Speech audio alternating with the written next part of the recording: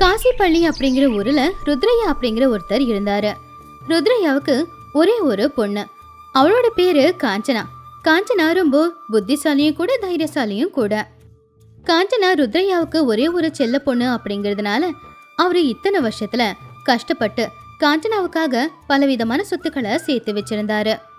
அவருக்கு அப்புறமா அவருடைய பொண்ணையும் அவருடைய சொத்துக்களையும் நல்லபடியா பாத்துக்கிற பையன் கிடைச்சா அந்த பையனுக்கு தான் காஞ்சனாவை கொடுத்து கட்டி வைக்கணும் அப்படின்னு அவரு நினைச்சுக்கிட்டு இருந்தாரு. கல்யாணம் நல்லபடியா முடிஞ்சதுக்கு அப்புறமா எல்லா பொறுப்பையும் அவருடைய மருமகன் கிட்ட ஒப்படைக்கலாம் அப்படின்னு அவர் முடிவெடுத்தாரு. என்ன, என் செல்ல பொண்ணு வீட்டில் இல்லை போல இருக்கு. என் பொண்ணு எங்கே போயிருக்கா? ஏதோ தோழிய பார்த்துட்டு வரேன்னு போயிருக்காங்க. ஆமா, என்ன இவ்வளோ நேரமாகுது, இன்னும் நீங்க வீட்லயே இருக்கீங்க? இந்நேரத்துக்கு நம்ம வயலுக்கு போய் அங்க வேலை செய்யறவங்க எல்லாரும் ஒழுங்கா வேலை செய்யறாங்களா அப்படின்னு பார்க்கணும் இல்லையா? அதை விட்டுட்டு இன்னும் நீங்க வீட்லயே உக்காந்துக்கிட்டு இருக்கீங்களே. ஒன்றும் இல்லை, என் பொண்ணுக்கு நான் வரன் பார்த்துக்கிட்டு இருக்கேன் இல்லையா? என் நண்பன் ஒருத்தன் நல்ல வரன் இருக்கு, அதை பற்றி பேசலான்னு சொன்னான். அவன் கொஞ்ச நேரத்தில் இங்கே வந்துடுவான். அதான் அவனுக்காக நான் இங்கே காத்துக்கிட்டு இருக்கேன். ஓ அப்படியா? நம்ம சொந்த பந்தத்திலே ஒரு நல்ல பையனா பார்த்து நம்ம பொண்ணை கட்டி கொடுத்துட்டா சரியா போயிட போகுது. ஆனா அப்படி செய்யாம எதுக்காக வெளியில இருந்து வரன் பாக்குறீங்க? அதுக்கு ஏதாவது காரணம் இருக்கா? என்ன காந்தம், அவ்வளோ சாதாரணமாக பேசிக்கிட்டு இருக்க? பொண்ணை கட்டி கொடுக்கறது என்ன சாதாரண விஷயமா? முதல்ல அந்த பையன் எப்படிப்பட்டவன்னு பார்க்கணும். அவன் யோக்கியமானவனா? கல்யாணத்துக்கு அப்புறம் நம்ம பொண்ணை நல்லபடியாக பார்த்துப்பானா? நம்ம பொண்ணு பேரில் இருக்கிற சொத்து எல்லாத்தையும் அவன் நல்லபடியாக பார்த்துப்பானான்னு நாம் எல்லாத்தையும் தெரிஞ்சுக்க வேண்டாமா? அப்படி அவனை பற்றி எல்லாத்தையும் தெரிஞ்சுக்கிட்டு என் பொண்ணுக்கு அவன் தகுதியானவன் தான்னு முடிவு பண்ணதுக்கு அப்புறம்தான் கட்டி வைக்கலான்னு நினச்சிக்கிட்டு இருக்கேன். அப்படிப்பட்ட பையனுக்காக எவ்வளோ நாள் வேணும்னாலும் காத்துக்கிட்டு இருக்கலாம். அப்படிப்பட்ட பையனை தான் என் நண்பன்கிட்ட பார்க்க சொல்லியிருக்கேன் அப்படின்னு சொல்லிக்கிட்டு இருந்தாரு. அப்பதான் ருத்ரையோட நண்பனான ரங்கையா அங்க வந்தாரு. எப்படிடா இருக்க? வாடா வா, இவ்வளோ நேரம் உனக்காகத்தான் நான் காத்துக்கிட்டு இருக்கேன். என் பொண்டாட்டிக்கிட்ட உன்னை பற்றி தான் சொல்லிக்கிட்டு இருந்தேன். ஆமாம், நான் சொன்ன விஷயம் என்னாச்சு? நான் கேட்ட மாதிரி வரணும் எதுனா கிடைச்சிருக்கா? நீ சொன்னதுக்கப்புறம் பார்க்காம கூட இருப்பனாடா. மகேந்திரபுரம் அப்படிங்கிற ஊரில் 2 பசங்க இருக்காங்க. அந்த 2 பசங்களுமே உன் பொண்ணுக்கு ஏற்ற பசங்க தான். அவங்களில் ஒருத்தனை உன் மருமகனா நீ ஏற்றுக்கலாம். அப்படியா? அவங்க 2 பேரும் யாரு, எங்கே இருக்காங்க? அதான் சொன்னனே, மகேந்திரபுரத்தில் இருக்காங்க. ஒருத்தன் மலையை கூட உடைக்கிற அளவுக்கு பலசாலியானவன், இன்னொருத்தன் முடியவே முடியாதுங்கிற காரியத்தையும் செஞ்சு காட்டுற புத்தி பலம் இருக்கிறவன். அப்படியா? அப்படின்னா அவங்க 2 பேரையும் நான் சந்திக்கிறேன். 2 பேரும் எப்படி இருக்காங்க அப்படிங்கிறத பார்த்துக்கிட்டு அவங்க 2 பேரில் ஒருத்தரை தேர்ந்தெடுத்துட்டு அவனுக்கு என் பொண்ணை கொடுத்து கட்டி வைக்க போகிறேன். அப்படின்னா நீ அவங்கள பார்க்க வர போகிறேன்னு செய்தி அனுப்பவா? வேண்டாம் வேண்டாம், நான் வர்றதை அவங்க கிட்ட சொல்லாத. நான் யாருன்னு தெரியாமலே அவங்க கூட பழகி பார்க்க போகிறேன். நான் நாளைக்கே அந்த ஊருக்கு போகிறேன். அங்கே போய் பார்த்து அவங்க எப்படிப்பட்டவங்கன்னு தெரிஞ்சுக்கிறேன். அவங்க பேர் என்ன? ரொம்பவும் பலசாலியாக இருப்பானே அவன் சேகர். ரொம்பவும் அறிவாளியாக இருப்பானே அவன் சுதாகர். நான் யாருன்னு அவங்க கிட்ட சொல்லாத. சாதாரணமாக நான் போய் சந்திக்கிறேன் அப்படின்னு சொன்னாரு ருத்ரையா. அவரு சொன்ன மாதிரியே அடுத்த நாளே அந்த ஊருக்கு கிளம்புனாரு. சேகர் ரொம்பவும் பலசாலி, சுதாகர் ரொம்பவும் புத்திசாலி. ஒரே ஊர்ல இருக்கிற அவங்க 2 பேருக்கும் ஒருத்தங்களை கண்ட இன்னொருத்தங்களுக்கு ஆகாது. அவங்க 2 பேரும் சித்தப்பா பெரியப்பா பசங்க தான். ஆனா சொத்து தகராறால அவங்களுக்குள்ள பிரச்சனை. அவங்களுக்கு நடுவுல பச்சை புல்ல போட்டாலும் தீ பிடிச்சி எரிஞ்சிடும். சேகருக்கு சுதாகரை பார்த்தா சுத்தமா பிடிக்கவே பிடிக்காது.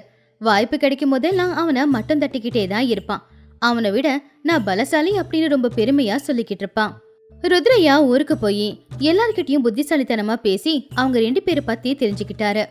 ஒரு நாள் அந்த ஊர்ல ஒரு திருவிழாங்கிறதுனால ருத்ரையோட அதிர்ஷ்டம் நல்லா இருந்து எல்லாருமே கோவில தான் இருந்தாங்க. இதுதான் சரியான நேரம்னு தெரிஞ்சுக்கிட்ட ருத்ரையா அந்த 2 பசங்க கிட்ட போய் இப்படி சொன்னாரு.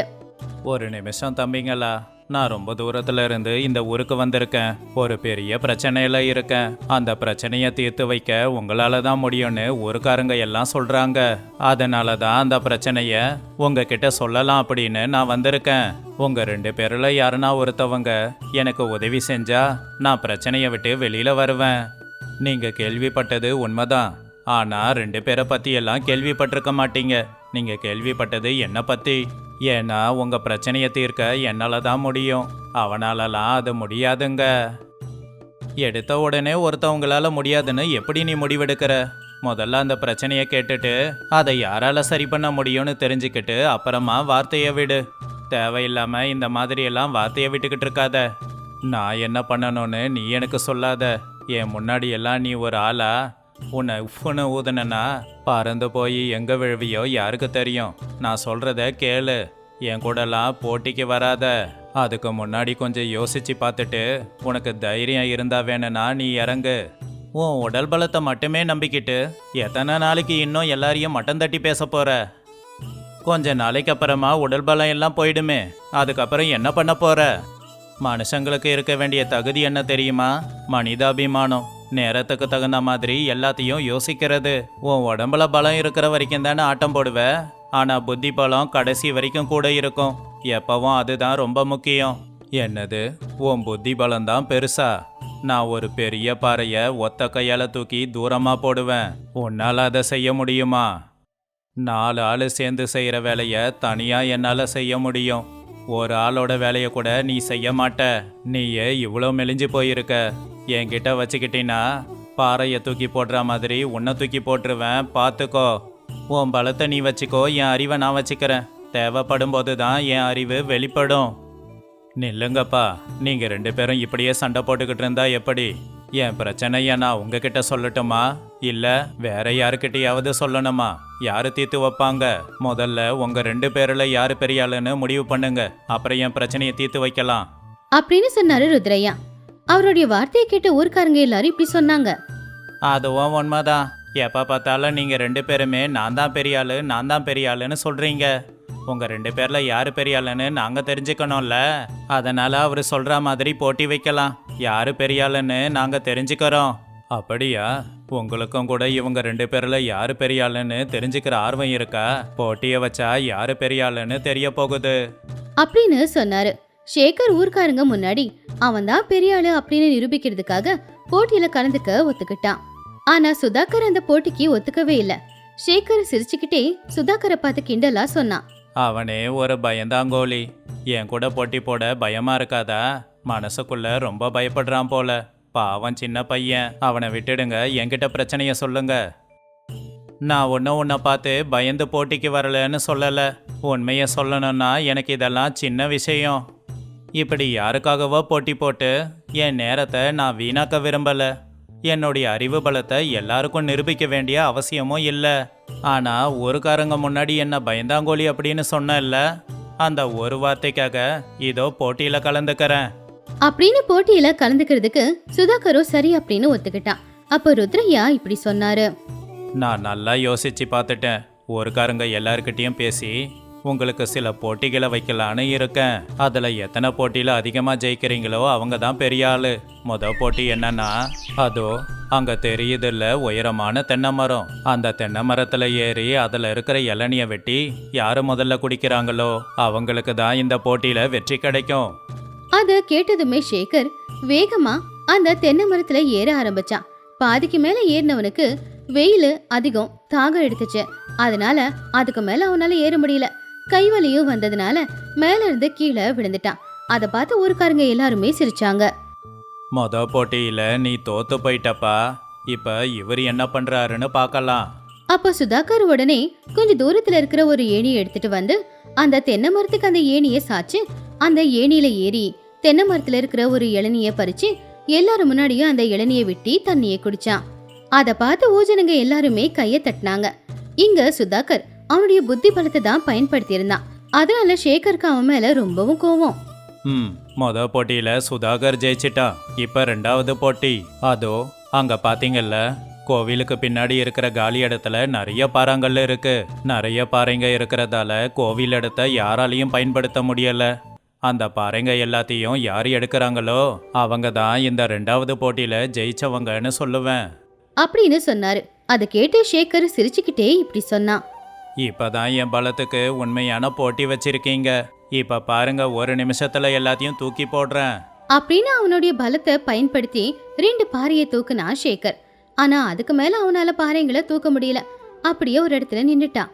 என்னாலேயே இந்த வேலையை செய்ய முடியல, அவன் எப்படி செய்வான் அப்படின்னு கிண்டலா சொன்னான். ஆனா சுதாகர் 2 பெரிய கட்டையை கொண்டு வந்து ஒரு பாறை மேல வச்சு அந்த கட்டையோட உதவியால பாறைங்களை எல்லாத்தையுமே அங்கிருந்து உருட்டி ஒரு இடத்துல கொண்டு வந்து சேர்த்தான். அதை பார்த்து ஊர்க்காரங்க எல்லாரும் சந்தோஷப்பட்டாங்க. 2வது போட்டியிலையும் சுதாகர் தான் ஜெயிச்சிருக்கான். அப்படி பார்த்தா மொத்தத்தில் ஜெயிச்சது சுதாகர் தான்.